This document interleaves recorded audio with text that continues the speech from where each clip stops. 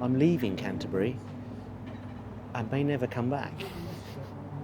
Well, I might come back. We had an amazing chat with Christine. I think we got more than I expected in a way. We had a fantastic look at the Peter Pan that she kind of pulled out from downstairs in the archive, and then we went down to the archive, and unfortunately Gary's still there because I did trap him in one of them.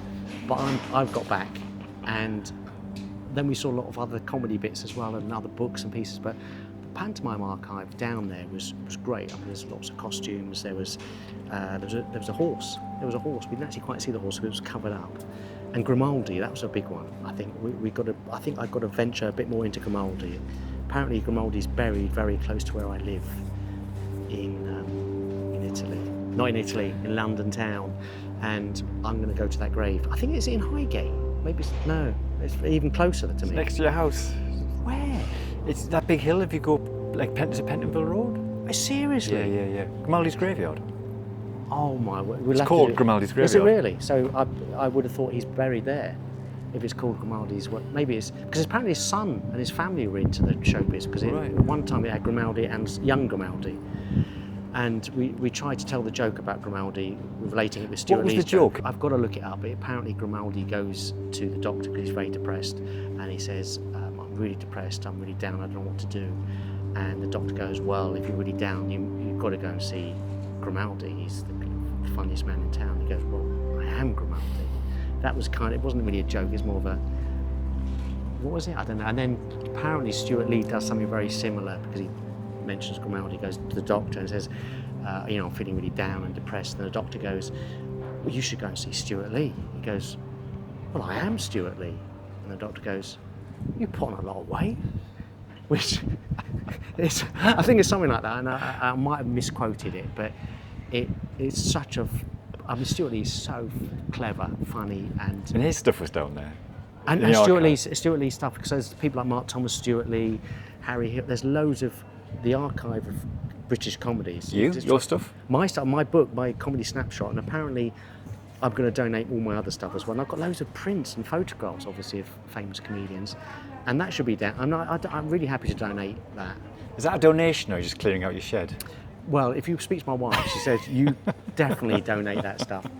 Although they're flat, aren't they? So it's not so bad. But the books, I've got a lot of books. So yeah. So what am I saying? So, what was the best thing you saw? That's a good question, isn't it? The best thing I saw.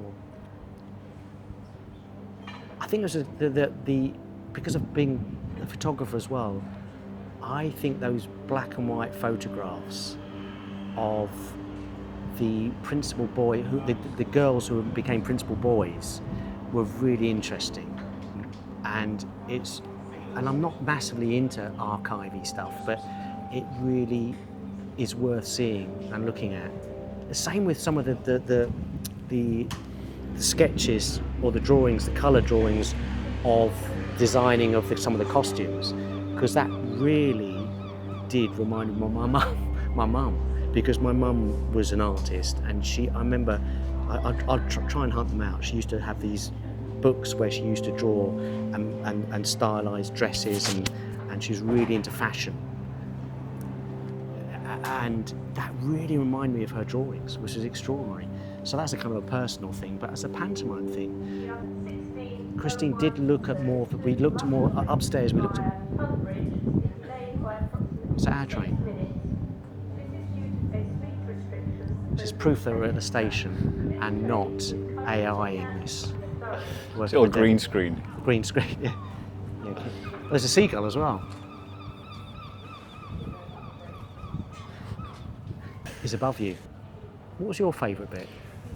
Do you know what? I'm not sure whether it's going to be shown, but there's a bit where there's a young. We didn't know who it was. You were asking who it was. It was a young woman, young girl, really. We think, who had made some drawings. Oh yeah. Of the book. There's a book, and they're just amazing and beautiful. So she seemed to be a fan of the fashion and the theatre of pantomime, and so she was making sketches and that was the one, and that again reminded my mum in a way, because that's a similar kind of sketch of the other designs. I mean, it wasn't a big step from that book to the professionals. So you wonder what happened to this person, whether she herself became a designer or got involved in theatre or design. But I don't know if we can ever find that out because we don't actually know who that was. I just had a thought. Well, Gary did actually, but I'm going to take it as my thought. But we're always trying to find little links and stories within my own story of Hooked. And that person, I should either try and find out who that person is, because I think that's a story in itself. I mean, what happened to that person? Did they go into theatre? Did they go into design? Did they become a performer themselves? And you wonder if there's that kind of person in this day and age as well, who is obsessed. You know, you get people obsessed with trains or with this. There must be people that obviously are obsessed with performing or design. And I wonder if there's that person now who's doing the same kind of thing.